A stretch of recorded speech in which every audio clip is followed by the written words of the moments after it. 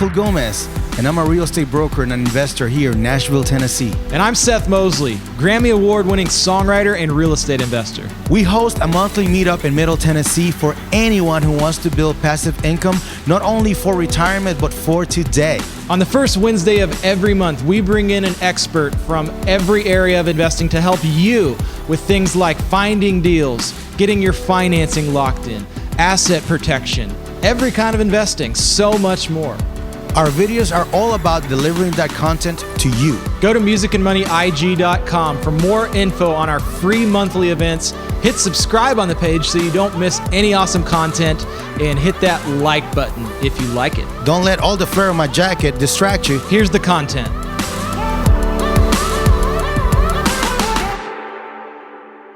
So really quick, me and Michael wanted to do something special because we have a very special guest today. How many of you excited about Brandon Turner?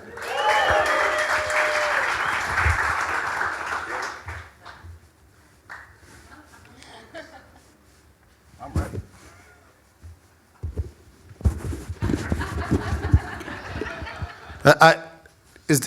Are we like CC Top? Because I'm Hispanic. I don't know.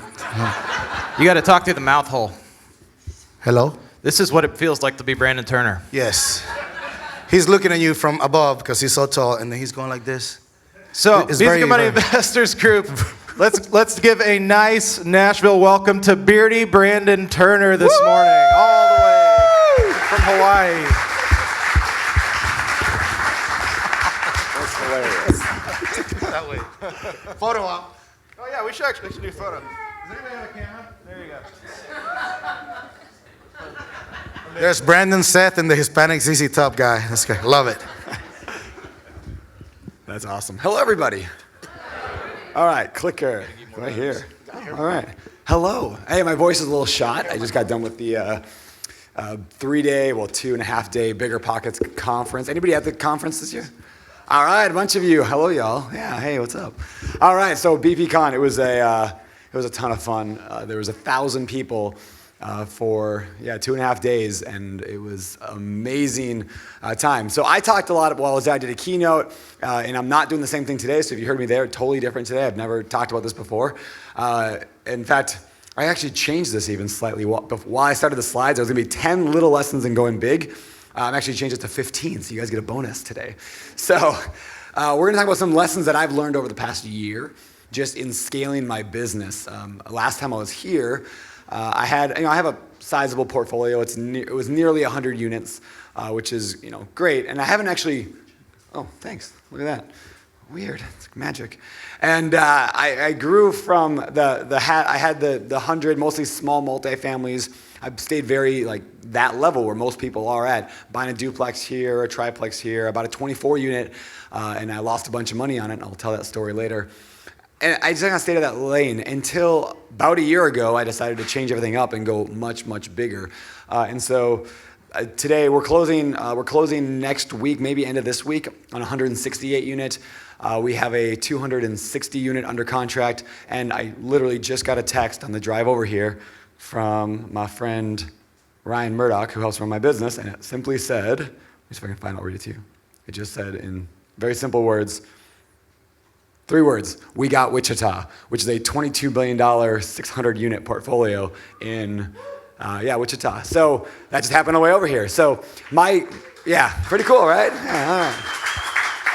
So I've learned a ton over the past year. This last year, I've learned more than probably the last 12 years of real estate combined. Just the growth mentally was tremendous. And so I want to just kind of go through the lessons I learned, a lot of them, because I know a lot of you guys are at that level where you're like, hey, I'm doing some smaller deals, but it'd be fun to maybe go bigger someday. And again, these are I call it 15 things I wish I would have known a year ago that we've learned over the past year. So like I said, in the last 12 months, what I've been focused on, 12 months ago, I decided to just get real serious about where I wanted to go in life. In fact, it was actually inspired, I don't know if I ever told you this, Seth, but it was inspired by coming to visit Seth, actually coming out here to speak to this group.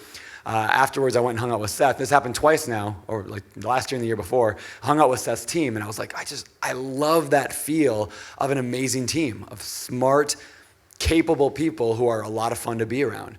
And so I approached it from that and said, well, how do I build that in my life? How do I build a business where I have that kind of same vibe that Seth has with his company, with Full Circle. And I said, okay, well, I guess I need to go bigger. I need to be able to have people on my team and work together with them. And so the last 12 months ago, I decided, okay, I'm gonna go all in and go bigger.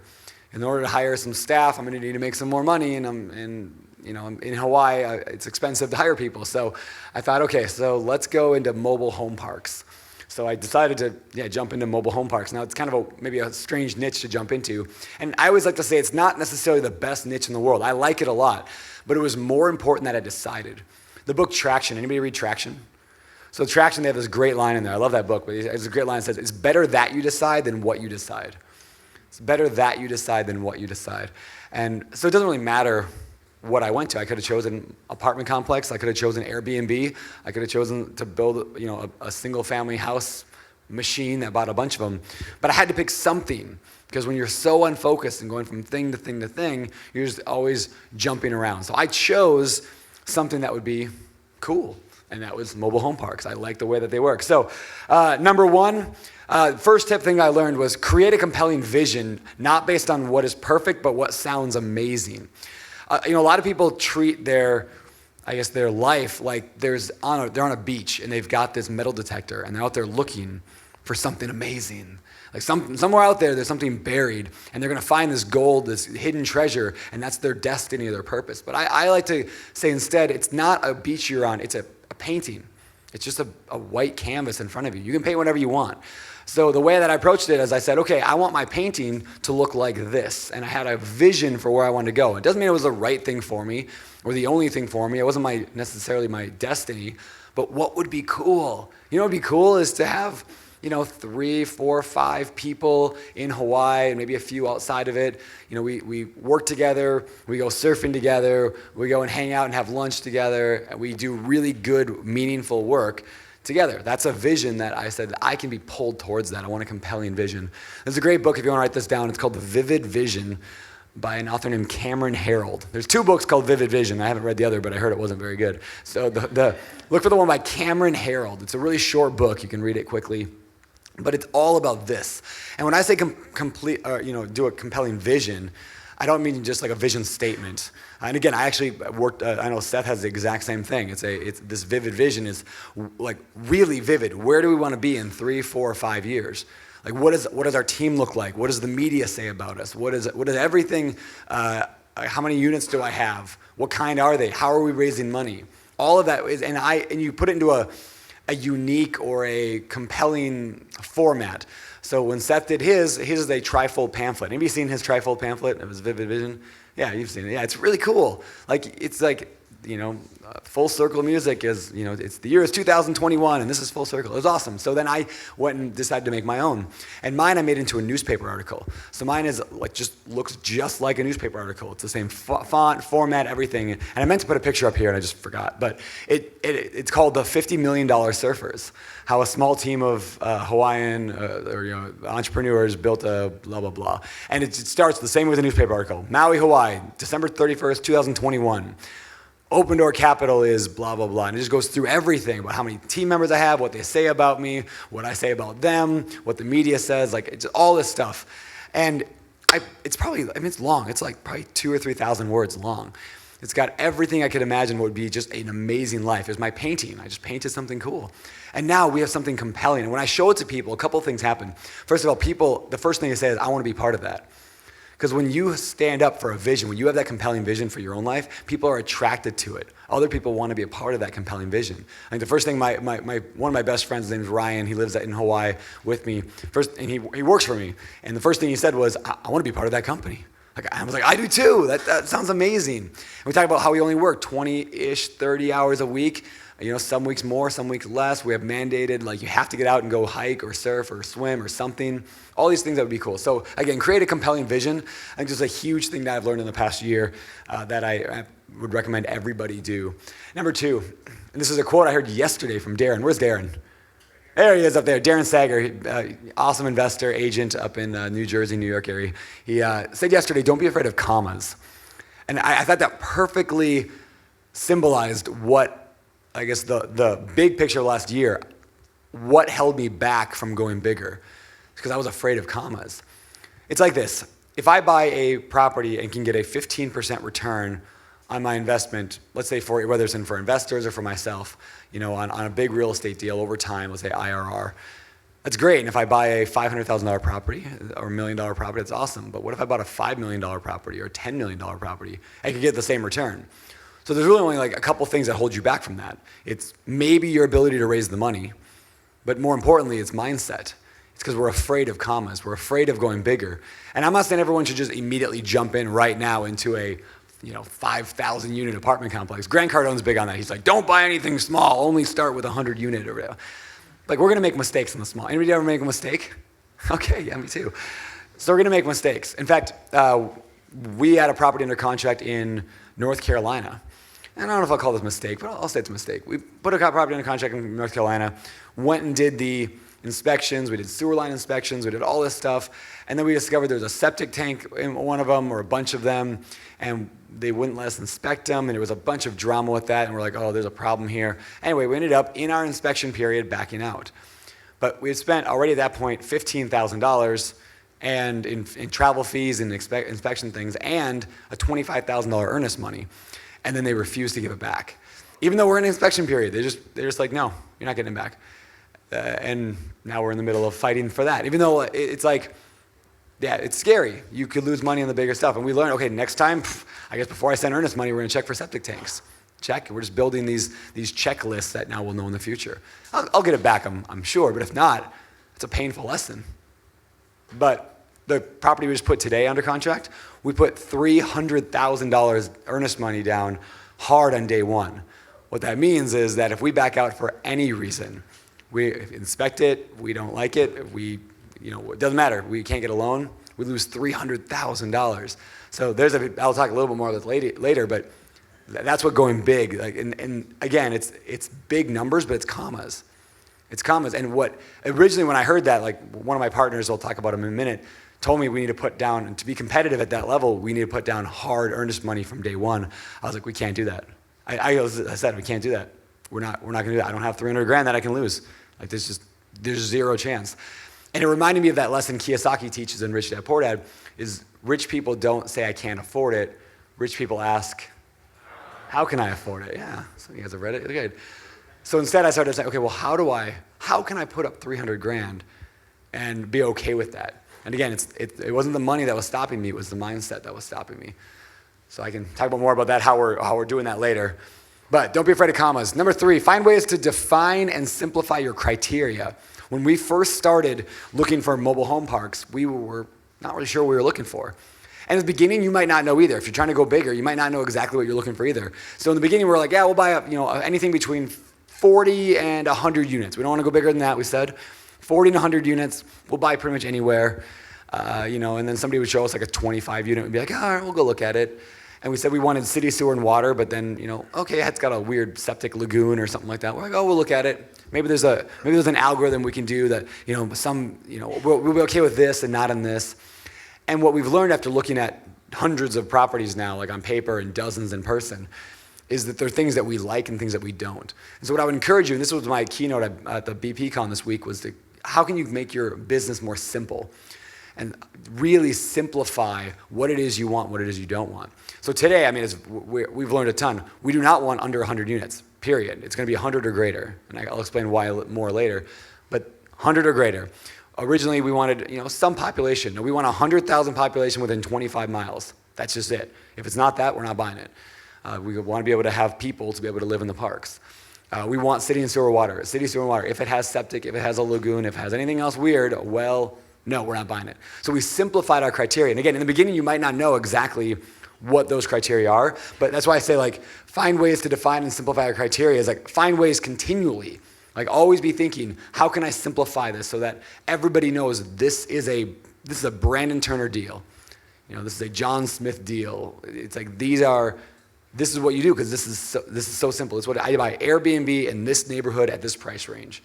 Potential Airbnb. That's simplifying your criteria. Then everybody else knows what you want. You can tell everybody, oh yeah, this is what we're looking for, 100 units, large population, city, sewer, and water. If you know it, let me know. So if anybody knows of any, let me know. Number 4, don't refuse to do something just because you don't fully understand it. story behind that one was, anybody know how waterfall works in a syndication? A few people. It's complicated. Here's the gist of it. So let me explain, first of all, how the syndication works. So we're going bigger. We needed to raise money, so we're going to do a syndication. We are doing a 506C syndication. There's also something called a 506B. We chose a C, and you don't really know this necessarily right now, but a C allows you to market and advertise for your fund or your syndication, so you can go and put it on Instagram. But you can only invest with people who are accredited, meaning they have, make $200,000, $300,000 a year, depending if you're married and all these other things. So accredited only. So that's what we're doing. And a waterfall basically is a way of splitting the returns for investors. So I'll try to keep this simple, but think of it this way. The first bit of money that comes in is split a certain way. And then as the deal becomes more profitable, it's split a little different. So in the beginning, when I first decided to do it, I thought, I don't understand waterfalls. They were above my pay grade. I didn't get them. And so I thought, I'm just going to do a straight 70-30 investor split, which means that I, as the owner of the company and my team, we get 30%. The investors that I'm going to raise money from get 70%. Great. And then a friend said, his name's Brian, he said, well, we're going to do a waterfall in there? And I said, nah, I don't think so. I tried to act all cool, nah, I've looked at it, but it's not really just for me. And he's like, well, why not? And I was like, well, I don't know. It doesn't feel right. He's like, well, do you know how they work? And I was like, well, I don't know, not really. And he said this to me, basically, he said, don't refuse to do something just because you don't fully understand it. Instead, figure it out. It's a question to ask. How does a waterfall work? So 30 minutes of talking to him and then looking online and try to get a little bit more clarification. It's actually fairly simple. It's just, at this return, you get this. Once we achieve for example, the way we're doing it is a 70-30 split up to, an 8% preferred return, which means if you invest money in my deal, then you get 8% before I see a dime. Great, that's the first level. After that, though, if we get above 8% return for you, we're going to split it 70-30. Investors get 70%, I get 30%. Great. Once we hit 15% for the investors, you're all getting 50% of your money. From that point forward, we're going to split it 50-50. Now, it's just a subtle change, but the potential is millions and millions of dollars for me down the road. And millions and millions of dollars for my investors because we have added incentive to make the deal just crush it. Because I want to get a 25% return for investors so that I make way more money from my company. And so we're going to do everything in our power to make more. We're incentivized. We're putting everybody on the same page. So again, it wasn't that hard to figure out how to do, but I didn't do it simply because I didn't fully understand it. So that's a huge lesson I've learned.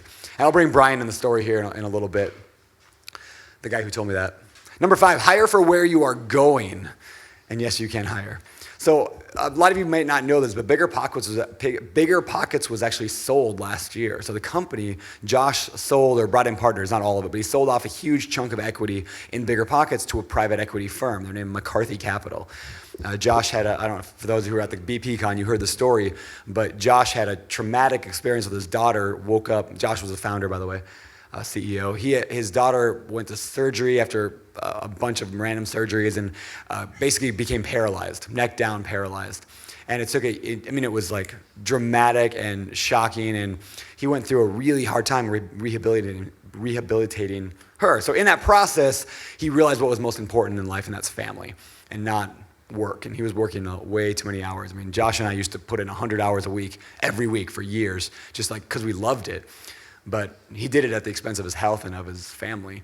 And so he decided, what's more important is that I spend more time doing the things that I want to do in life. So he stepped back and he found this company, McCarthy. And they came in and this was one of the most mind-blowing conversations I've had, is we sat down with these really smart people. Just unbelievably smart people, Wall Street level people. And they said, we were talking about, we have this team at BiggerPockets. We have these 7 developers, and we've got this person, we got this person. So here's what we're going to build. And Mike Zawalski, who's one of the guys on the team, said, we don't approach business that way. He said, we approach business from what's the potential, what do we need to get to the potential, not what do we have and what can we do with what we have. So in other words, if the potential is to build this widget, and this widget is going to be worth $12 million. Okay, tell me what you need to build that. Okay, well, we need, $100,000 a year for this guy and $300,000 for this one. Okay, we need $3 million. Okay, you need $3 million and you can make $12 million. Yes. Okay. Where do we send the money? And so that's the way that they approach business. And I thought it was so smart. I never really thought about it that way from BiggerPockets or from my real estate. And in fact, it didn't even click with me with real estate right then. It took a little bit of time for that to soak in as I realized, where do I want to be? Now I had the compelling vision. So I said, okay, well, I'm going to need I had 5 people in my compelling vision that I need to be able to hire. Now, whether they're partners, whether they're hired as a salary, but I needed 5 people. And so we are hiring for where we're going because those people are going to get us there. Now, you might be saying, well, how do I afford to hire them? Well, there's a couple things. One, when you go big, there's a thing called acquisition fees. That's why acquisition fees exist, is for the overhead of running the company. So for example, we're charging for the mobile home park fund slightly more actually for acquisition fees than a lot of apartment complexes. Pretty normal is 2%. That's probably about industry standard. We're charging 2.5% only because it's a little more management intensive to deal with these mobile home parks. And so we're charging a 2.5% acquisition fee. Well, on a $1 million property, that's a bit of money. On $20 million property, that's a lot more money. And those acquisition fees will pay pretty much exactly the salaries for the few people that I've hired. So you can't afford it that way by believing in yourself that, yeah, we are going to buy those properties this year, therefore we can hire it. Because if you had those people, could you do that? And again, it's faith. You have faith in yourself that you can accomplish that. And it's a risk. And again, going big, it's risky. But is it worth it? I'm thinking so. I'm enjoying it quite a bit. Secondly, you don't have to pay people necessarily. You can partner with people. So we divvied up a lot. In fact, I brought in 30 different individuals to work as part of my team. Now, obviously, I have a unique position in that I can bring in 30 people that want to work with me for free or for work for equity. But a lot of people out there would be willing to work for you for equity, especially if you're a somewhat experienced investor and you find somebody who's brand new. Hey, here's what I need you to do. I need you to analyze a deal. You go run the numbers on these deals, just do 5 per week. And if one of the deals you analyze comes through and ends up being one that we buy, we're going to give you X% of the general partnership or X% of the deal. People will do that. I mean, people will jump at doing that because they gain the education. It doesn't cost them anything. They're not paying $50,000 to some guru to learn. They're actually doing it, and they'll work for you. So there's that. There's partners, like full-on partners. So I mentioned Brian, the guy who told me about the waterfall. Well, he was trying to go big as well. I mean, he already owned $60 million worth of real estate. He was a big investor. He wrote the book Crushing It in Commercial Real Estate. Anybody read that one? Okay, yeah, a few people. Yeah, Crushing It in Commercial Real Estate by Brian Murray. It's really good. So he's already a legit investor. So we started talking. I'm like, well, why don't you you're going to go much bigger. I'm going to go bigger. Why don't we do this together? So Brian ended up joining my team, and I gave him a sizable chunk, not majority, but a sizable chunk of equity in my general partnership. And the question I had to ask when I was going in there is, and I guess I can just share with you guys won't repeat it. I'm not sure if it's private anyway, but he basically has about a quarter of the general partnership, like roughly 25%.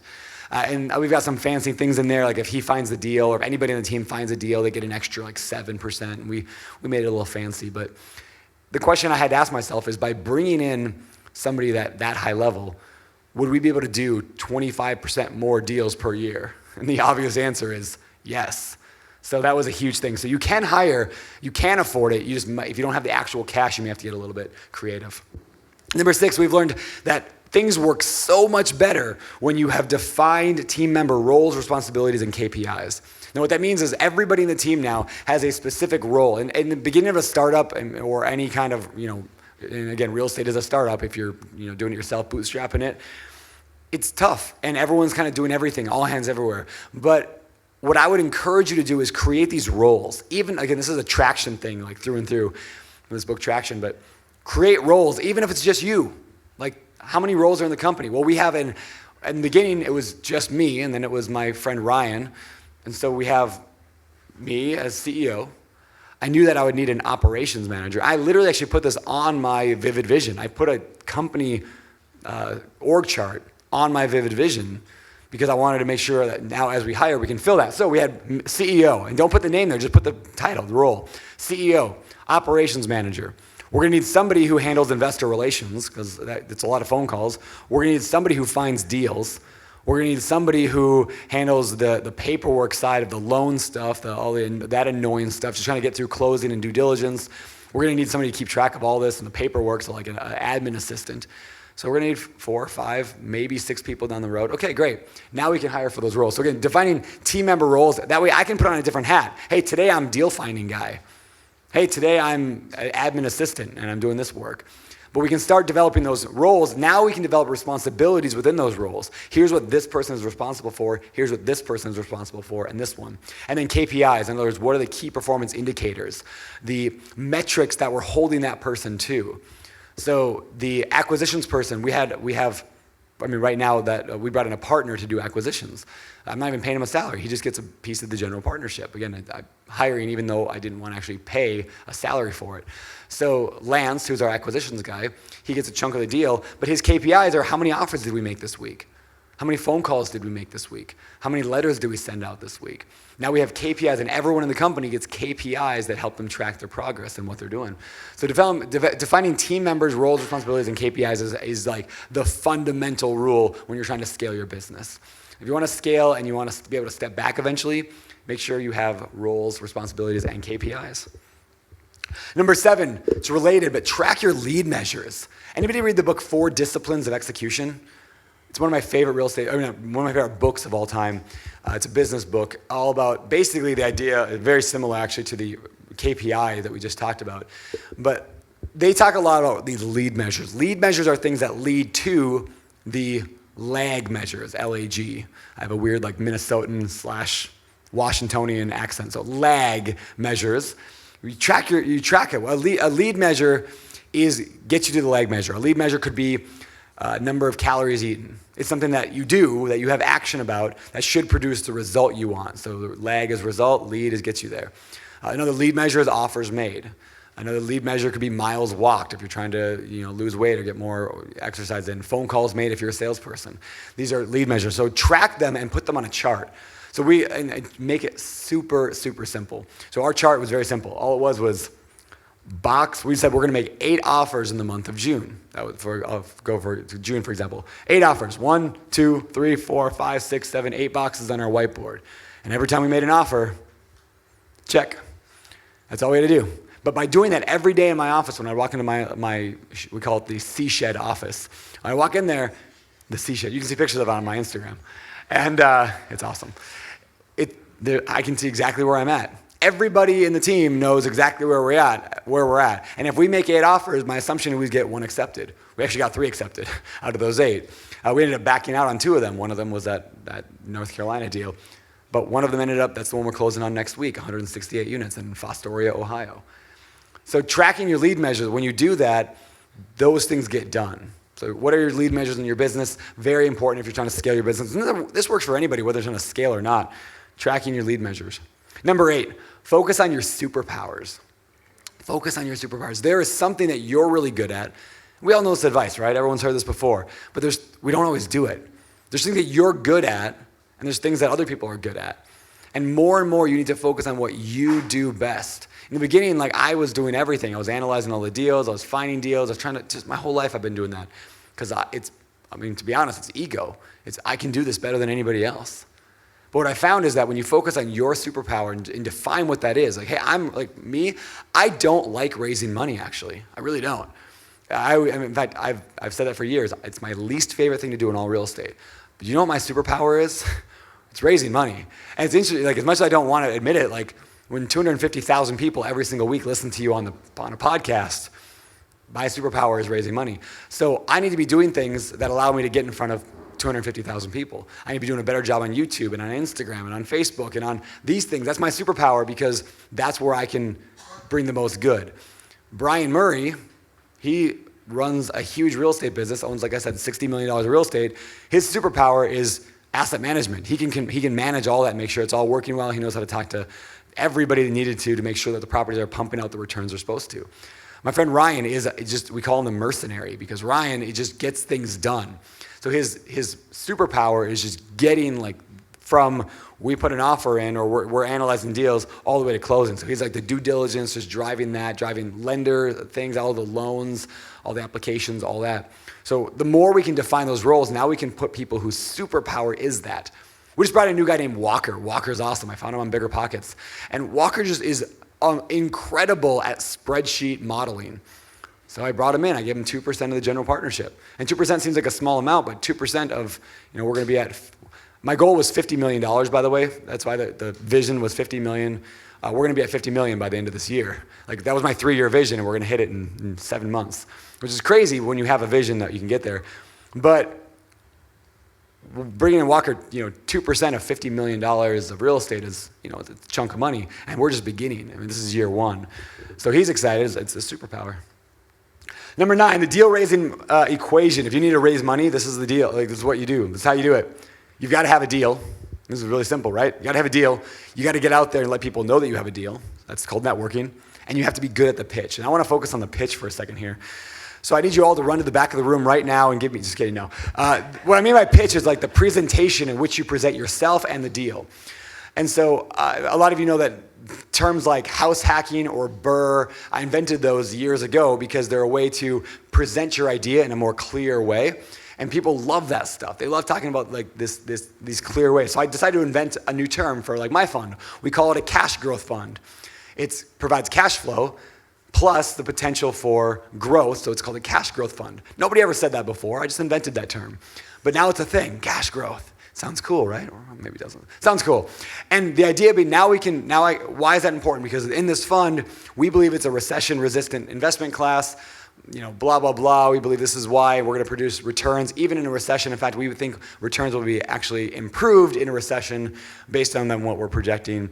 And that's a cash growth fund. So now we've pitched people in a way that they're like, oh yeah, I really like that. That's a really good idea.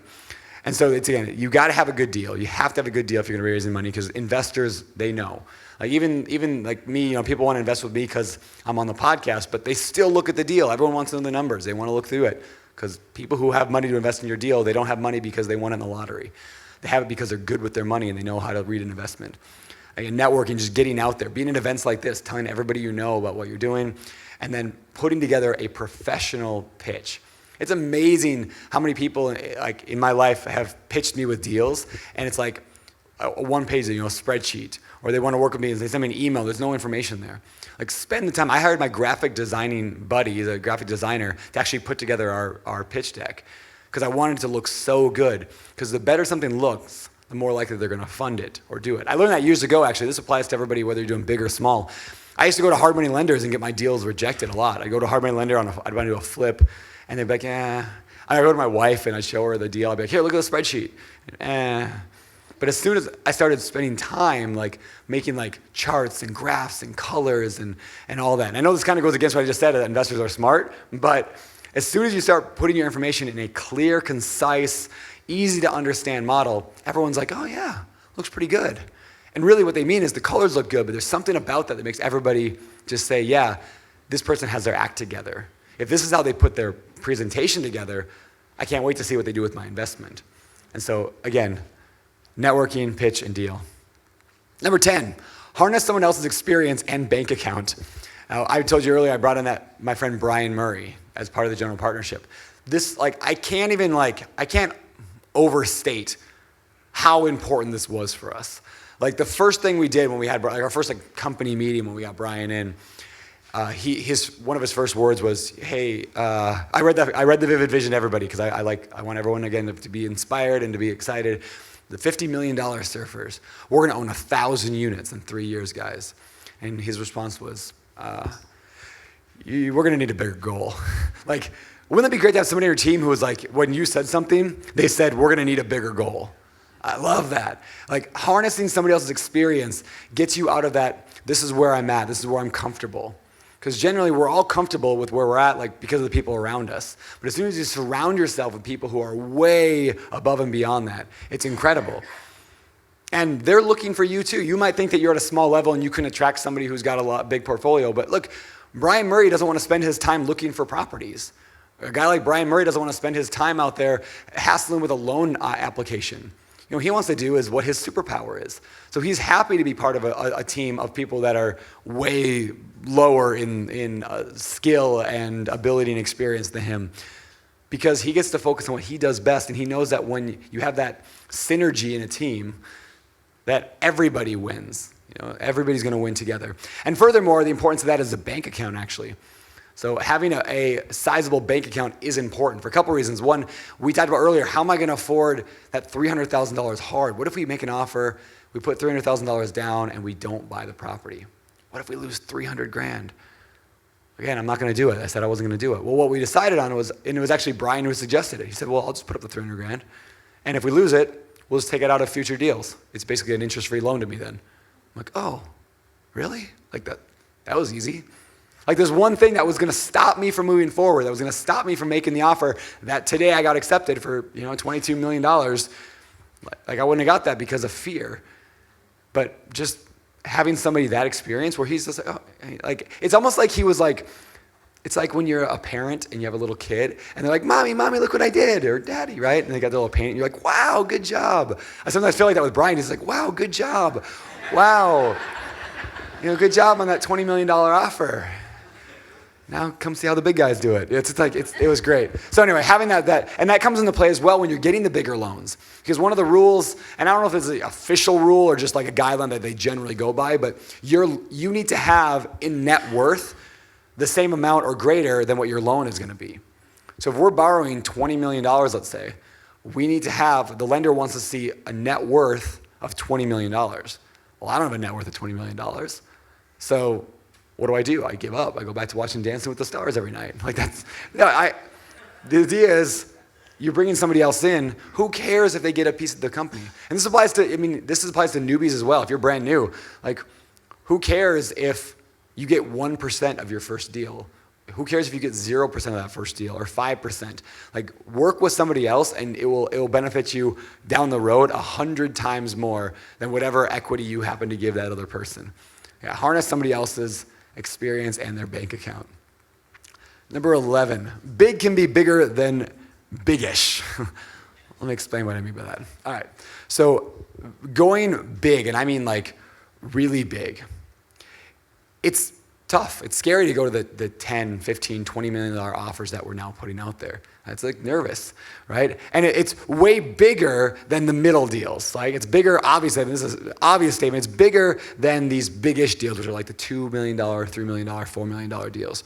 But here's what I've found interesting. Not only, obviously, the obvious big can be bigger than biggish, or it is generally bigger, but it actually can be easier than biggish. Well, we found one of the reasons that we changed from buying these 40, 50 unit parks, trying to buy those, to the 100 plus, and now 600 today, is because we found that the big deals are way better for financing, for getting loans from lenders. Everything is just easier at that point. In fact, the loans we're getting quoted right now on these big deals are better than my home mortgage. Like we just got quoted a 3.8% 30-year commercial loan with 3 years interest only.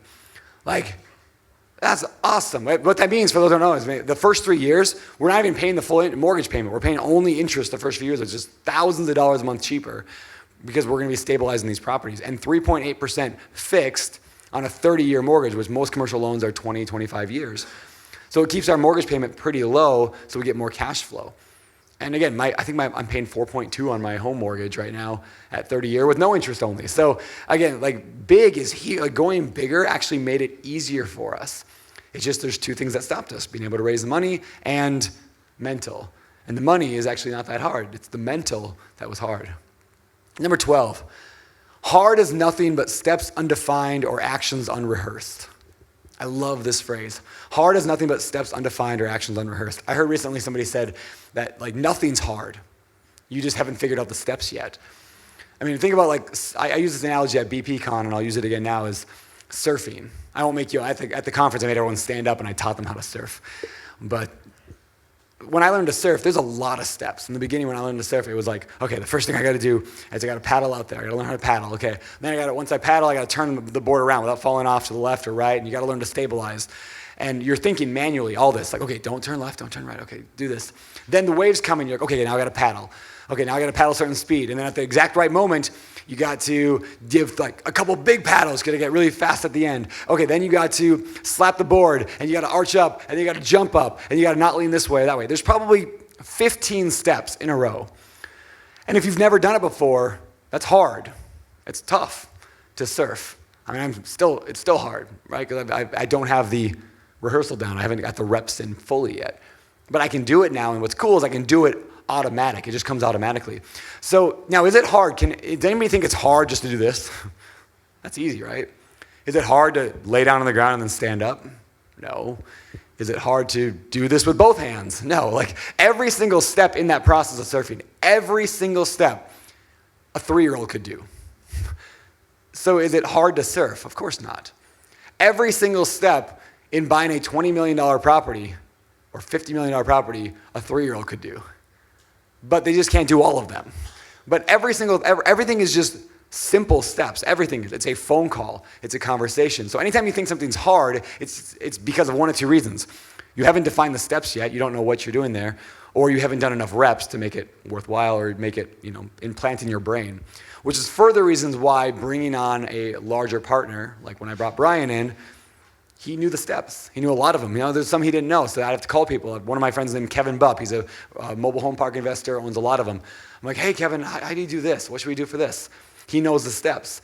And once you know the steps, it's incredible how easy then some things are. Think of driving a car. The first time you drove a car when you were young, there's a lot of steps there. Everything's manual. You're trying to figure, not literally manual, maybe it was if you're old, but everything's manual. And you're trying to figure it out, but over time, now it's easy. Because it's not hard to do this. That's easy. It's a step that we didn't know and we hadn't rehearsed enough. So again, this goes to the mindset that hard is nothing but steps undefined or actions unrehearsed. Number 13, bigger deals means a higher chance of losing 40 grand or more. And I kind of touched on this earlier, so I don't have to spend a lot of time, but there is a good chance you could lose more money. I mean, right now, my friend Ryan, who was at BPCon with me, so Ryan, the mercenary Murdoch, he jumped on a plane this morning with no sleep to jump over to Minnesota to go look at another park in Minnesota and in Wisconsin. And we haven't even got the deal yet. Like, we haven't even offered on it. But we're going to probably spend $3 or $4 grand just in travel expenses to go check out these parks. So there's a higher chance of losing some money when you get the bigger deals. But don't let that scare you. Just ask the question, how do we get around that? Or how do I minimize that? Number 14, this relates to what I just said. Go to the extra steps to get your deal accepted. The reason we got the park, we just got a park, the 260 unit in Georgia last week accepted. And they told us the reason why. So let me back up. I'll tell you the story behind this. It's kind of fun. I wake up last Monday morning, so not like a couple days ago, but a week and a half ago. I wake up with a text, and it just said, it was from Mike, who's my investor relations guy that I recently hired, another one on the team. And I got a text that said, hey, hop in, Trish, who's our property manager, she's married to Brian Murray. Trish just hopped on a plane. I'm picking her up at the airport right now. We're gonna drive 2 hours to go look at a park. And like, without me asking them, without me doing anything, they just decided that this would be a good idea to go look at the park before making an offer so that they could get their deal, a higher chance of getting the deal accepted.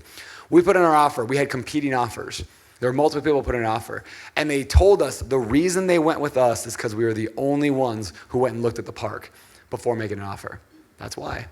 Because we did the extra work. I mean, it cost, I don't know, a couple $1,000s again for travel. But we did the extra work needed to stand out. I learned this actually, Grant Cardone, he was on our podcast a couple years ago.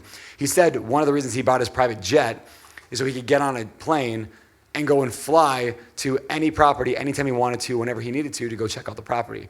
So the lesson is you need to buy a private jet. Thank you. Just kidding. All right.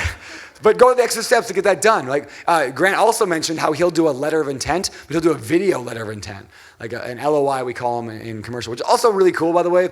The letter of intent thing is awesome. So in residential real estate, you have to like go to your agent and write up a long formal offer, and you send it in, you sign all the documents. In commercial real estate, it's like you send them a letter. It's just like, hey, this is kind of what we want to do. This is what we're offering. It's like a one-page letter. And in that letter, you explain, here's who we are. And so, of course, our letter is, Open Door Capital is Brandon Turner and Brian Murray. Brian Murray owns $60 million of real estate. Brian Murray has this. Brandon has this. And so we're, again, leveraging all of our team members and the more experienced members of our team in. But again, go the extra steps, whatever you have to do to get your deal accepted. If you're doing smaller deals right now, nothing wrong with that, great. But consider the same thing. How can you stand out in your offer? I tell this tip all the time, but it works so well for me and other people when I tell them, is when you submit an offer, consider putting a letter with it. Like my wife and I will do that anytime we offer on something. It's just a little letter that just says, hey, my name is Brandon, it's my wife Heather, we have a little girl named Rosie, we are investors in this area, we're looking to buy property, we love your property, we hope that the offer we made is reasonable, thanks. We'll submit a little letter with it. And we've had people tell us that they took our offer, even though, because of the letter. People say thank you for the letter. People just like to know that they're selling to somebody that they like. Now, if you're not likable, just pretend make up a name. Hey, yeah, find a partner who is likable, yes. There you go. Number 15, find ways to get pulled to the next level rather than needing to push yourself there. That's my last slide, but I'll talk about that for a minute. This was such an important lesson, and I'll go back to the surfing analogy, because I like surfing analogies. There's a million of them. I can spend all day long on 3-foot waves, and I can have a lot of fun on a 3-foot wave. They're about this big, they just push you a little bit, they're nice and slow, and it's great. But I don't learn very much anymore on the 3-foot waves. They can be fine. So what I like to do is I like to stretch myself. Like, I feel comfortable at 6 or 7 feet, so I will deliberately go out on days where it's 8 or 10 feet.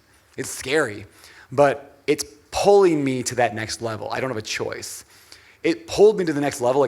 I was scared to raise money the first time for this deal. For the first couple deals we bought, I had to raise $5 million. That was really scary. And now all of a sudden I got to raise another. We just raised the first fund. We did that, and now I'm going to another one where I got to raise $10 or $11 million this time. And if the Minnesota and Wisconsin part comes out, I'm gonna have to raise another 5 or 10. I'm like, well, shoot, that's scary. So what most people do is they step back and they don't do it because it's scary. But I would encourage you to find ways to get pulled to the next level. Once we put that offer in, it's there. I recently hired a personal trainer. I know you can't tell, but I hired a personal trainer at the gym. And I paid $1,500 up front for 3 months in advance for meeting 3 times a week to go to the gym and to work out. I didn't want to. I don't want to go to the gym 3 times a week. But now I've paid money, so he's going to pull me to that next level. I don't have to rely on my own willpower to get up and stomp out and go, try to figure out how to work a certain machine at the gym. He's just there, so he's pulling me to that next level.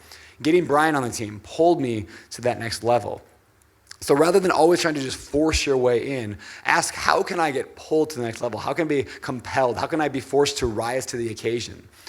Again, sometimes it means making that offer that you're not really sure how you're going to get the financing. Maybe it means talking to that person at that meetup and asking them out to lunch, even though you have no idea what you're going to talk to them about. And you just say, hey, I'm just going to do it. I'm going to put myself out there, and it's going to force me to rise to the occasion. So those are the 15 lessons that I've learned so far. I want to actually keep this open for some Q&A if we got time, but that's what I've kind of learned over the past year. So, absolutely. Thanks.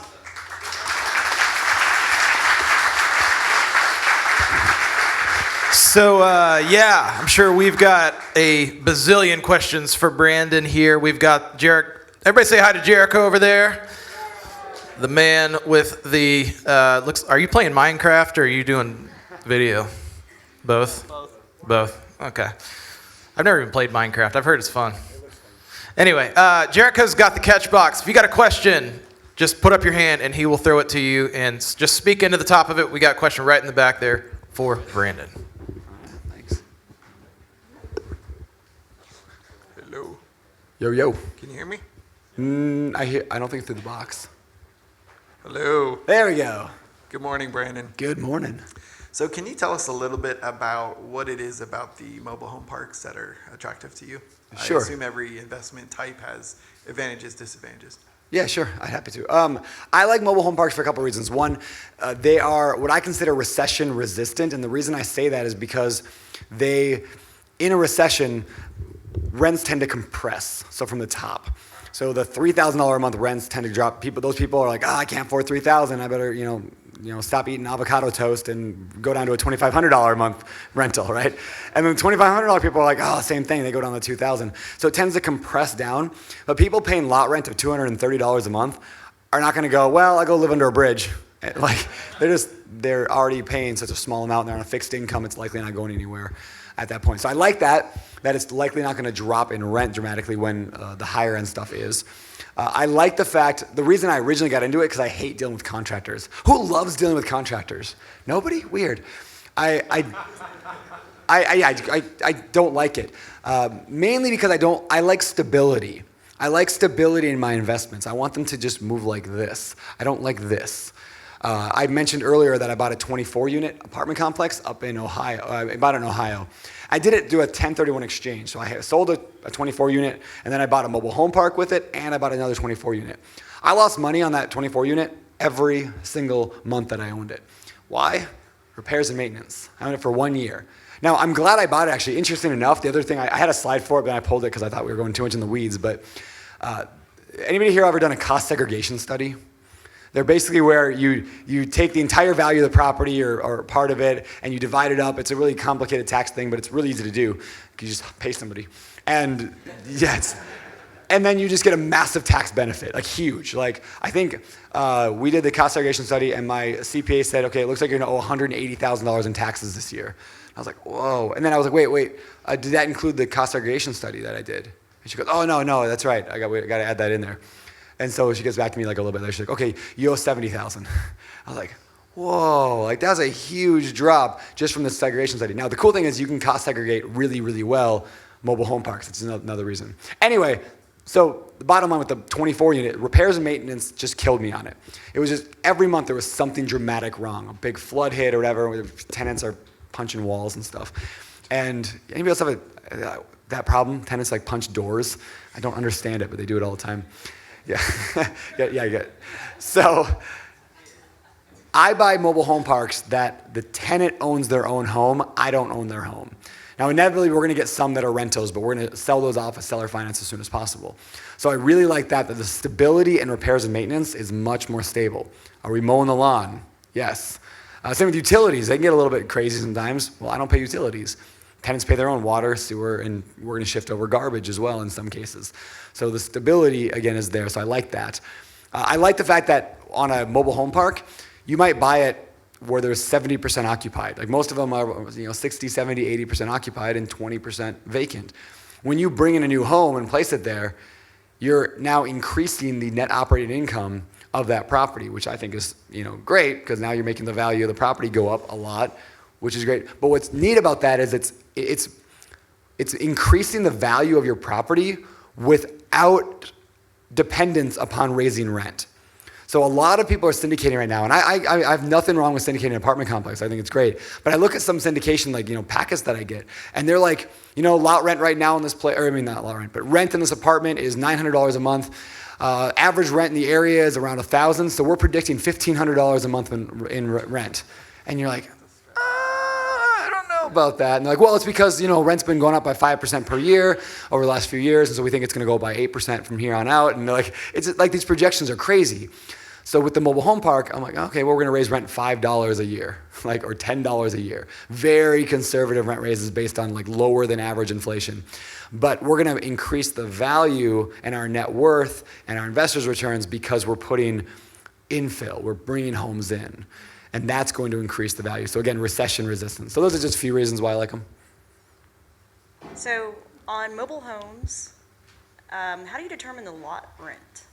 Yeah, you mean what it is or what it should be? What it should be. Okay, it's hard. Okay, it's hard, and that actually goes to one thing I like about mobile home parks as well. It's incredibly difficult. It's been the most difficult asset class I've ever tried to invest in, by far. And one of the reasons why is because trying to get just a grip on what things cost is difficult. We'll talk to sellers. We're like, so how many units are there? 70 or maybe 80. That's a big difference. That's a huge difference. Or what's your average lot rent? Well, it's $275. But some people are paying $300. And I think some people haven't paid. So it's all over the board, right? And then third, trying to figure out average lot rent is tough because there might be one park in town. It's the park you're buying. So you're saying, okay, well, you're getting $300 here. The next park is 25 miles away and they're getting $450. But can you really get the $450? So the way that I look at it is I'm going to project whatever the current rent is, what they've been getting, that's where I'm going to assume the rent is at, and I'm going to push it a little bit from there, unless there's a lot of parks in the area. Now, earlier I said I only want parks that have 100,000 people within 25 miles. That's a huge reason why, is because once you have a larger area, now you have a lot more parks. So if you have a lot more parks, now you can get a lot better idea of what comps are with other parks. So, for example, the park we're buying in Ohio, we don't have a lot of comps for that. We literally are buying the only 2 parks in town. So we can't project higher rent raises other than just what inflation may carry up. But the park that we're buying in Georgia right now, there's half a dozen within 20 miles. The parks that we're buying in Wichita, this one, there's probably 30 parks within 20 miles. So now we can get really good projections on comps, and we know that we're under rent. We know that we can push it higher. Hey, Brandon. Hello. I just have to say thank you. Oh, thank you. I'm a little bit of a fan. Super fan. I like that. Yes. I like that. And as a woman in the second half of her life, I'm just experiencing what it's like to be a fan. I wish I had become a fan as a teenager. Then I wouldn't look so ridiculous. I was like, oh, Brandon Turner's coming. But inside, that's what I was, definitely looking forward to. This is the third time I've heard you speak. And I found BiggerPockets when I didn't know about real estate investing, and you just have given and given and given with content and speaking, and it's been amazing to watch you grow, and I just so appreciate that you came here after your big BP Con, and just continue to give back. So, Well, thank you. Sorry, I know it's a little, That's all right. Thank you. it's a little, I don't know what the word for it is, but. Well, thank you very much. Cool. Thank you. I echo Allison in that. My question goes to actually, I think, surrounding point 15 there. Sure. And leveraging other people's experience. Can you get into some of the details or thoughts on leveraging other people's experiences with networking and partnering versus coaching and mentoring? Sure. Yeah, so I have a coach that I use. He's not a real estate coach, he's a performance coach. I'm a big believer in coaching and mentoring. I'm not a huge believer in the, pay $50,000 to the guru and they'll hook you up with one of their sub-coaches and, maybe help you. I mean, nothing necessarily wrong with that if you want to go that route, it's just expensive. I like having a performance coach a lot, but then the performance coach doesn't give me advice on real estate. For that, I have to go to either a mentor, somebody like Kevin Bupp I said I reached out to, or a guy like Brian Murray, which then I just partnered with it. And so I'm a much bigger fan of getting people all with the same agenda, like they win when I win. So I like partnerships. I've been talking about those for years because I like working with people where we all win when one person wins versus you pay a coach or you pay a mentor or something like that and they're not as aligned to help you get there because they win no matter, they win whether you lose or win. So I like the partner thing. I don't know if that answers the question or if I can give you more clarification, or I can give you more detail in that. But That's helpful. But I think you've talked before about being a Ramsey fan. Yeah. And how anti-partnership he is, and so Yes. just how you have negotiated those over time. Yeah, partnerships are hard. I mean, there's a lot that goes into them and a lot that could go wrong. I'm a big Dave Ramsey fan. If he's in here, sorry, but I'm gonna tear him apart for a minute. No, Dave Ramsey teaches people not to lose. Everything he does teaches you not to lose, and I love that. When it comes to debt, I mean, he changed my life. We were 23 years old, and I read the Total Money Makeover, and I was like, I gotta get on a budget. And I realized I was spending $1,000 more than I was making. And my wife and I had to make a dramatic turn. And we went to the envelope model and I owe him a lot of what I have today. But he teaches people then how not to lose. So here's how you don't lose. Here's how you don't get in debt. Here's how you don't get sued. Here's how you don't do that. He doesn't as much teach, here's how you win in life. Here's how you get to that next level. And to get to that next level, I don't know many people who are, super, super successful who didn't do it with a partner.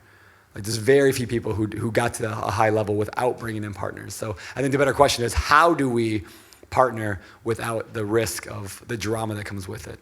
Thank you. Yeah. Good morning, Brandon. Hello. Thanks again for coming. Just had a question about your stack principle. Yeah. And so we've been talking about bigs, and you've kind of mentioned smalls kind of in there. So Yep. Is there a tipping point where you know when to go to the next level, and just kind of what are the things to look out for Yeah. when you're ready to go, be it from single family up to smalls, or either from where you are to just much bigger? Yeah, that's a great question. So let me explain the stack real quick, what she was talking about there. So the stack is a concept that I teach where a lot of people that buy a house and then they buy another house and then maybe they buy a duplex and then they buy a house.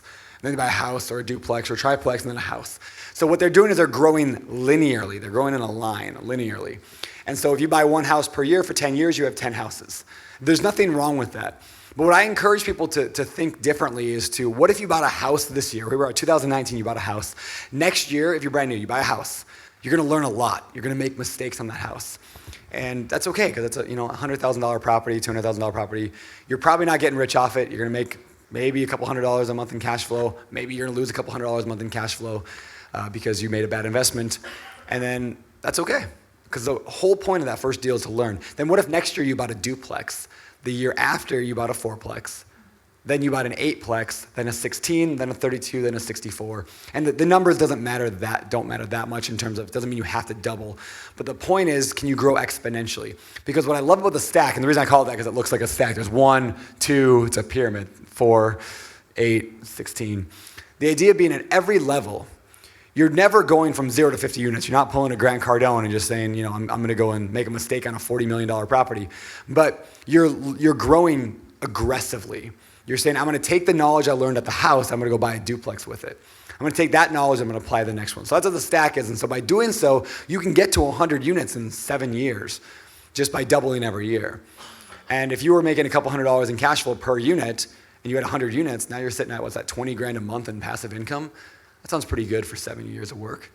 And all that required is one purchase per year of a multifamily. And again, those numbers, don't get too caught up in I got to find that fourplex because I'm in year 3. I mean, you can go from 1 to 5 to 10 to 50, whatever. But the key is, so how do you know when to go down that stack? How do you know when to get bigger? The problem, and again, it's not to say everybody needs to do this. I want to make sure we all do what's right for you and your family and your comfort level. We don't all need to go get rich off real estate and become billionaires. If you're happy with one house per year for 10 years and you're going to pay them all off and just retire that way, that's a great strategy. But if you want to scale, people tend to, and this was me, I stayed linear because of fear and comfortability. In other words, I was comfortable buying a house. I was comfortable doing that. It was never outside. Right now I can go buy a house while driving down the highway, texting and buy a house. It's just easy because I know the steps. Right? I've done the steps so many times, it's easy. So I would say if you're feeling comfortable, it's probably time to move up the stack or move down the stack.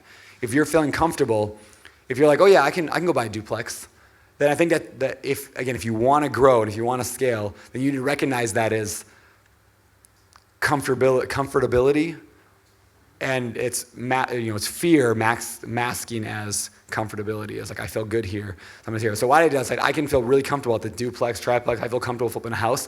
You know what doesn't feel comfortable? Raising $5 million. That terrifies me. So maybe that's what I need to do. And so that's what I learned is when I felt comfortable, I think it's time to move. Yeah. So that's how I would recommend going through that stack. Thank you. Yeah. Hey Brandon, hello. Hello. Hey Brandon, my name's Adolfo. I'm from Naperville, Illinois. First time actually hearing you speak. So nice. Thank you for the golden nuggets. My question is, I've been in real estate for about 2.5 years now. I've been involved in 15 different projects. My question to you is, I'm always trying to learn from my mentors. So if you don't mind sharing with us a project that you've been involved in that totally went sideways. Sure. And then also, once you're kind of familiar with your own market and you want to expand to other different markets, how do you go about that? Sure. Yeah, so first one, property that went bad, I told you about the 24 unit, which by the way, the end of that story is, so I took the 24 unit that I'll tell you another one anyway, but I'll finish this one. The 24 unit that I bought in Ohio that was losing me a couple $1,000s a month in cash flow. Interesting enough, I saved $80,000 or whatever it was, $100,000 or whatever on taxes just by having that property, which was great. Then I 1031'd it. The agent who actually sold me the property actually asked me if I wanted to sell it. So I sold it to the agent who sold it to me. And he lives local. He can manage it. He can be there and not get ripped off by the bad property managers and all that. So he's going to do great with it, I think. I'm taking that money and I'm actually doing a 1031 exchange again into a triplex actually in Maui. So a little 3-unit property that I got from a wholesaler in Maui. We closed on Monday on it. But that should cash flow $1,400 a month, which is awesome. So I'm going from making nothing, losing money, to $1,400 a month. Interesting enough, I always said that I was gonna buy a Tesla someday, and I really want a Tesla. And I didn't want to do so until I could tell a fun story about the Tesla. I literally will not do it until I can tell a cool story about real estate paying for my Tesla. I looked up the payment on a Tesla a couple weeks ago. It was $1,406 a month. And I've got the projections on the cash flow. It was like $1,408. I was like, all right, there it is. So I ordered my Tesla on the way out here, which is kind of fun. So yeah. So that was kind of fun. I was like literally sitting on the tarmac waiting to take off, and I just ordered it. And haven't told my wife yet. She might be watching this live. All right. Hey, honey. Let's see. That was one. So it turned out okay. And it's actually funny that you can actually make money in real estate off of a bad deal because of the tax benefits, which is crazy. Plus the fact that 24 unit, I don't regret it either, because I had to, in a 1031 exchange, you have 45 days to identify what property you're going to buy. And that clock is just ticking. And I was on day like 44 when I got that 24 unit. So I did it. I bought it. I lost, over the course of the year, we're selling it for slightly more than I bought it for, not much. So I probably lost, I don't know, 10 grand maybe over the course of the year on it if I balance everything out. And then the tax benefits just made it entirely worth it. So that was kind of cool. So other quick story about a bad project. I bought a duplex one time. It was 2 units. And it was located in a pretty good area of Aberdeen, Washington, where I was living. And I was watching the flipping shows. This was early on in my flips. And I was like, I want to flip a house. It's going to be so much fun. And it was a huge house. It was 3,500 square feet, like top and bottom, between the 2 units. And it was old and had a great view of the water in the bay. And so I decided to buy it, and I decided to flip that house. I was going to flip it. And I went to a hard money lender, and he laughed and was like, no, this is a horrible deal. I was like, screw you. I'm going to go do it anyway. And I didn't say that to him, but that's how I thought. And I went to a bunch of other lenders, and I found one that would do it. And this lender ended up agreeing to do it. And so he funded it. And then I did most of the work myself. I hired a guy for like 6 months. We spent 9 months working on this project. And I put on the market at $170,000 to sell it as a single family house. So I took it from a duplex. I tore out the staircase in the inside. And I built a new one, like myself, built it right up the middle. It was awesome. And we fixed the whole house up. Again, 9 months every day, probably 60 hours a week, me working on that project. My wife was there every day. And we hired this guy. We were just knocking it out. And we listed it at $170. And we were going to make I don't know, $40,000 or $50,000 profit at that. And then I sat on the market for a while, and I dropped it to $160, and then sat in the market, dropped it to $150, $140, $130. Finally got an offer at $120. Ended up losing about 10 grand on that project after 9 months of me working and making no money during that time. Horrible. The funny thing is, afterwards, I went and ran the numbers. That was right when we came out with the BiggerPockets rental property calculator, and I put the numbers in of what would have happened if I would have kept it as a duplex. Would have cash flowed like $1,400 or $1,500 a month as a duplex, because it didn't need any work. It was already like there. It needed paint and carpet. That was it. And it would have been a great little duplex. And I was just so fixed on, I got to flip it, rather than thinking, what's the highest and best use of this property? And I had this idea of where I want, I put my desires into the house rather than letting the house or the investment decide what was the best for it. So that was a huge lesson learned. Also, the other lesson there is listen to your lenders. If lenders are smarter than we are, lender is your friend. Yes, a lender is your friend. If they tell you something is a bad deal, or they're like, oh yeah, we don't lend in those areas, there's a reason they don't lend in that area. Or if they say we don't lend that type of property, there's a reason. Now, I'm not saying that they're always right, because there might be a lender for you. But that's actually one of the biggest reasons we switch from the small deals to the big deals, is because these lenders are like, that property's in the middle of nowhere. We've seen this happen before. I'm sure you've seen it. Like, a property in the middle of nowhere is going to be a lot harder to find, this or that for it. So we are now, instead of trying to fight against the lender, we're going to our lender and say, what do you want to lend us? Like, what works out really well for you? What do you love? I didn't, but that's great. Yeah, ask your lender, like, what are you seeing working right now? And go after that one. So again, listening to that hard money lender, I should have just listened to him and said, there. So what was the second half of your question? So if you're looking into expanding into different markets, how do you analyze those or go about going into those markets? Yeah, so my favorite way to do it when I'm looking, another reason I went into the bigger deals, another reason I like bigger deals, this could be apartment, could be mobile home park, could be self-storage, whatever. The larger deals bring in infrastructure with it, management infrastructure, so you don't have to rely on the market as much. Now what I mean by that is, like, if I buy in an area that has a population of 12,000 people and there's 2 property managers in town and I'm buying a 30 unit, which is pretty much 24 unit, which is the story of the one I bought in Ohio. It was a smaller town, 24 units. There was like 1 property manager I could really find there. I'm just stuck with whatever they give me. It was just tough. Instead, I want to be in an area that are a property size that even if I was in a small town with 30,000 people, it's a 200 units. So we have on-site management, on-site maintenance, on-site whatever, they can take care of it. So that's one thing, one reason I like going big to tie it in this conversation. But to go back to your question, my buddy David Green, who wrote the Long Distance Real Estate Investing and the Burr book that we just released, David calls it the core 4. In any market, you have to have the core 4. The core 4 are your property manager, your real estate agent, your contractor, and your lender. And he always says rock stars know rock stars. So if you have a rock star real estate agent, they're going to know who the rock star lender is. If you have a rock star real estate, the rock star agent is kind of the hub that I like to focus on. If you have a rock star agent, they're going to know who the best lender is. They're going to probably know who the good property managers are. They're going to probably know who a good contractor is, or at least the property manager will know the rock star contractor. Because rock stars like to associate with other rock stars. You don't see Taylor Swift hanging out with me. So she stays with her friends, I stay with mine. And that's, yeah. So the more important than the market is team, I think. Because you can invest in real estate anywhere. There is a real estate investor in every city in America today making money. The question is, how do you do that? And who's going to know how to do that? Your team. So we go back to another David Green analogy, and he's full of analogies. He says, you could go and open up your car engine when it's smoking and try to look in there and, pretend to be a man and say you know what's wrong. Or, it looks like my reverse caliper is broken. But, I don't know anything about a car. It's just me faking it. So I'd rather just have somebody look at it who knows what they're doing. So I'm going to find, I love the idea of investing in this area, actually. We're looking heavily in this area for mobile home parks.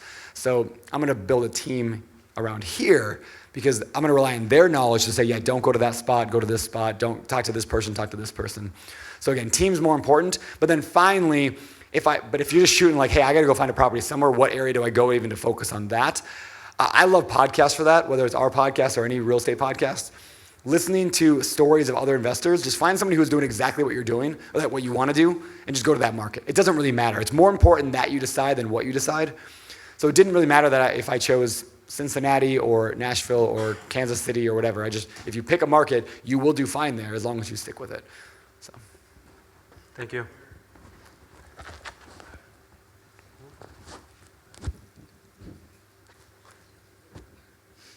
Thank you.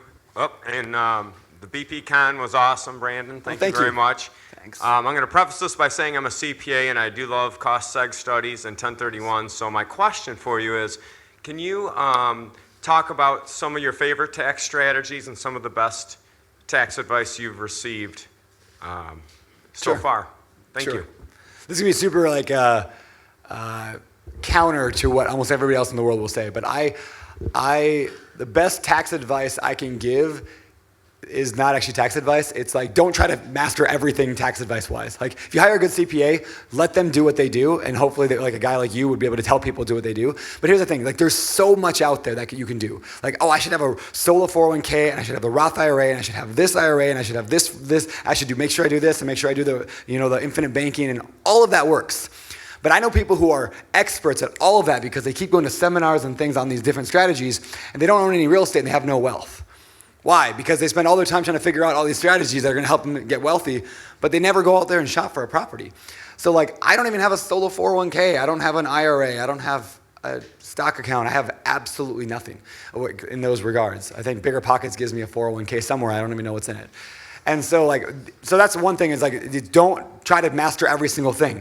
Hire experts that can help you do something. If you think you're going to do it, you hear about it, great, fine, but focus on something. The cost segregation thing and the 1031 have been the two that I just rely on more than anything. I'm sure there's more than that, but let me turn this back on you. Okay. What do you think are the most powerful tax strategies, things that people just should know about? Well, I kind of created my own. First issue is I created my own 4 buckets. You first have to diagnose the situation, because it's almost like going to a restaurant and having everything on the menu to look at. So first of all, you have to figure out what is that client's objective. Are they looking for tax-free growth, tax acceleration? If you have someone that, let's say, lost a lot of money on a deal, and they have money in an IRA, you might want to do a Roth conversion that year. Yep. Are you looking for tax deferment? Diagnose the situation, then look at the toolbox that fits that situation. And so if you're looking for an immediate deduction on a longer-term hold, 1031 cost seg makes sense.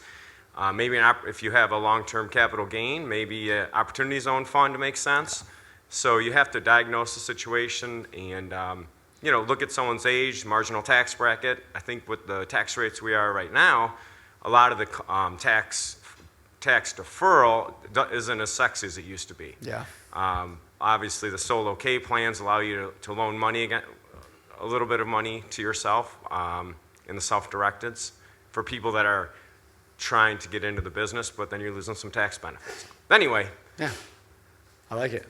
There's a lot to talk about, so I'm going to just stop because some people here know I like to ramble about this stuff. But do you guys see what I mean by there's so much out there. So the best tax advice is hire the best tax person and let them do what they do. Don't try to figure out everything in the world because you will just spend you can do 50 hours a week just trying to learn about tax stuff. That's and what tax part of it people too do. is just building a team. That's what I always look for people that I could partner with to implement what the client's trying to accomplish. Yeah. So, like you alluded to. And thank you again for coming to our group. Back to our Thank you. group.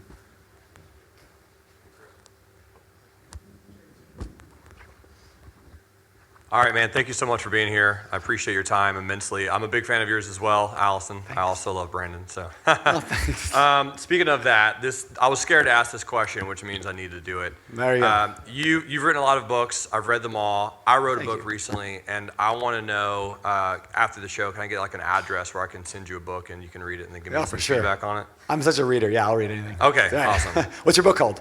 Book is called Money Grows on Trees. What's it about? Just kidding. Yeah. So it's a mental mindset book, just about money. Very specific. Because you were talking a lot about the mindset piece, and a lot of it is, like you mentioned, you can't say it's too expensive or I can't afford it. How can I afford it? But there's also so many other things we're taught about money. It's the root of all evil. The love of money is the root of all evil. It's a very interesting term. So anyway, I'd love to send that to you. I love that. It's funny you say that. I was actually going to write a book one time. It was going to be called Your Mom's a Liar. And then I changed it to, I thought it'd be funny. And then I changed it to Money, it was going to be called Money Doesn't Grow on Trees and 12 Other Lies Your Mom Told You. I thought it'd be a little less. That's so good. Isn't that funny? Because there's all these things like that. Yeah. Yeah, so, okay. So you I just stole your... Same brain. That makes sense then, because you mentioned that you also came up with some words. Another random question, have you ever thought about, or is there a trademarkable ability when you come up with Burr or something like that? Do you trademark those at all? Or we don't, only because if you trademark something, you have to protect it then. I mean, you can write the TM on anything, and technically then it's you can say that you claim it, but if you want the copyright or the registration or whatever, you then have to go and sue people if they use it. So we have a trademark on BiggerPockets or the register, BP, well, whatever. Is it R? Do you want the catch box? Yeah.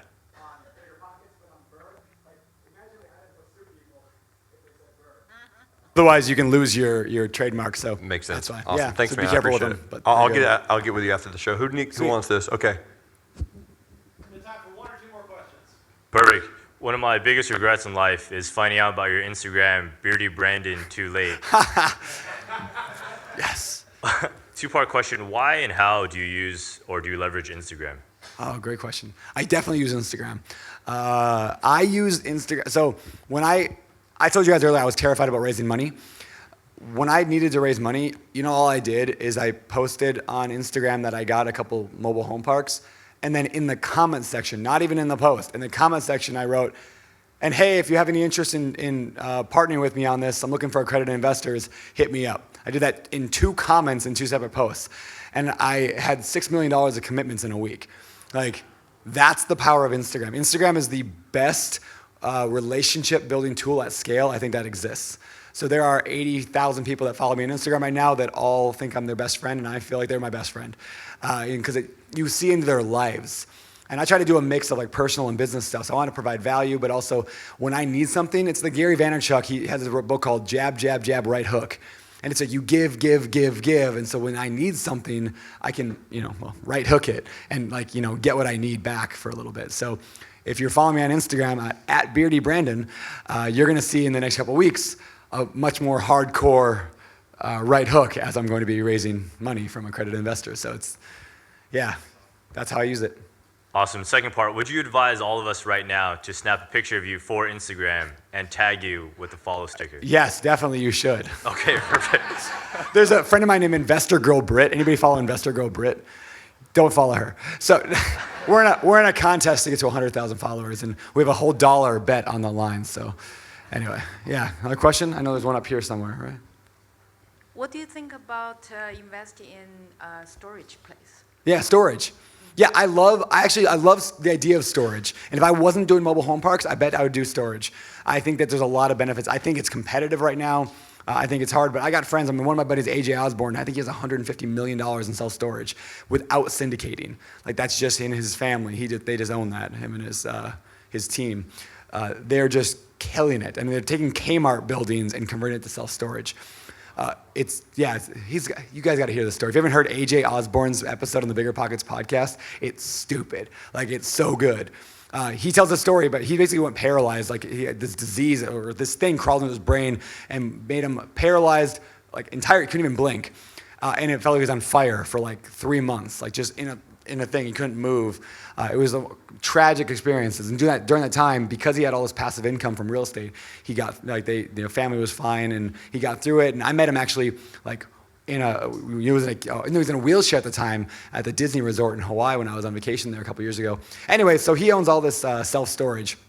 And his episode, he tells the story about a Kmart. I think they paid $3 million for it, and then they spent a couple $1 million at it, making it a storage facility, and it's worth $25 million now, a year later. Like, they built like $20 million of equity. So I think there's tremendous opportunity. That said, self-storage is even more than mobile home parks, is being institutionalized, and it's being, there's like a few players that are going to be owning 99% of all the self-storage in the country in the next few years. So it's a giant land grab right now for self-storage, and that's driving cap rates super low, and it's making everybody into it just like it is everything else in the world. So it's still opportunity there. It's just, if that's what you're gonna do, just learn everything about it, go all in, just make that your thing and become the best at it. Cool. One more question.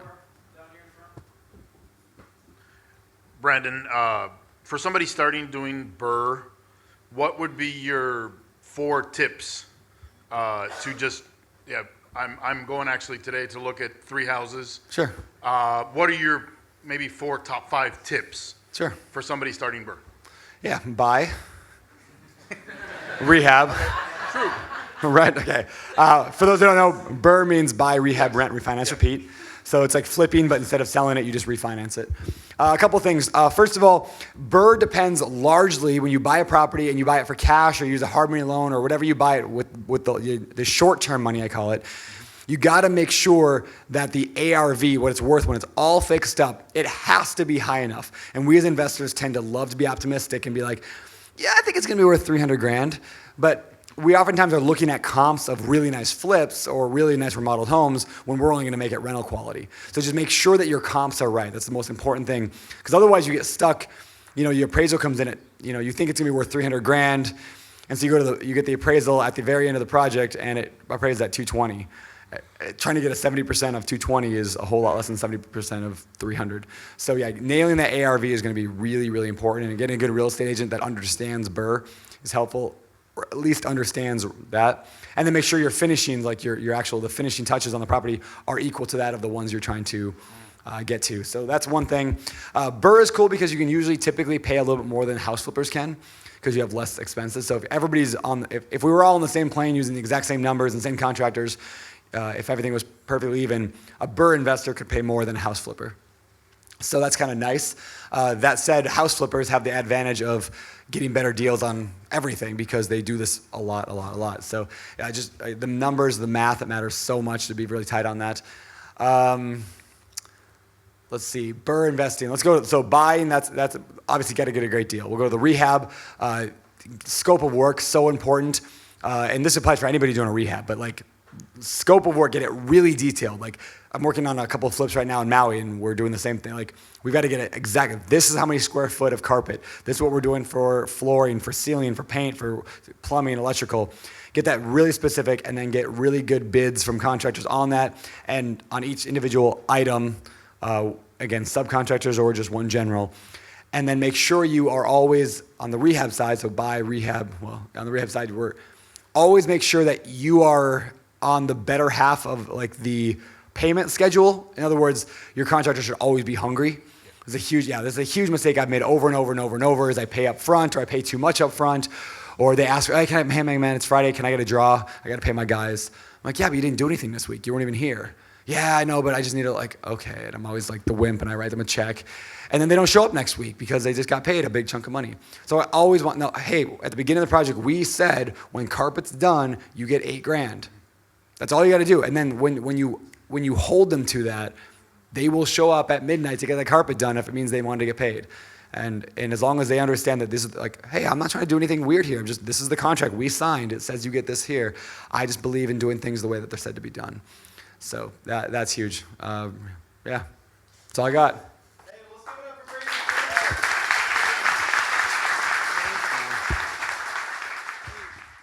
Hey, thanks for learning with us today on the show. We would love to meet you at one of our free monthly meetups in Middle Tennessee. Hit the thumbs up button if you like the content. Make sure you hit subscribe so you don't miss a thing on this channel. Check out another awesome investing video here.